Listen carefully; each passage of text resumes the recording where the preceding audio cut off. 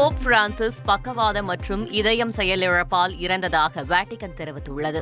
மேலும் இறப்பதற்கு முன் அவர் கோமாவுக்கு சென்றதாகவும் தெரிவிக்கப்பட்டுள்ளது. போப் பிரான்சிஸ் விருப்பப்படி அவரது இறுதி சடங்கு மிகவும் எளிமையாக நடத்தப்படும் என எதிர்பார்க்கப்படுகிறது.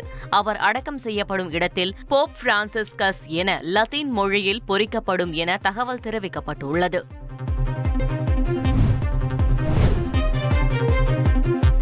போப் பிரான்சிஸின் மறைவை அடுத்து செயின்ட் பீட்டர்ஸ் சதுக்கத்தில் மக்கள் கண்ணீர் மல்க அவருக்கு அஞ்சலி செலுத்தினர். ரோமன் கத்தோலிக்க திருச்சபையின் முதல் லத்தீன் அமெரிக்க தலைவரான பிரான்சிஸ் மரணம் அதிர்ச்சியை ஏற்படுத்தியது.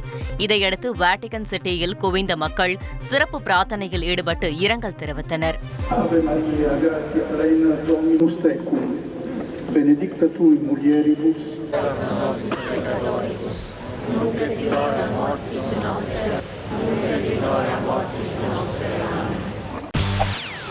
செய்திகளை உடனுக்குடன் தெரிந்து கொள்ள உடனே சப்ஸ்கிரைப் பண்ணுங்க.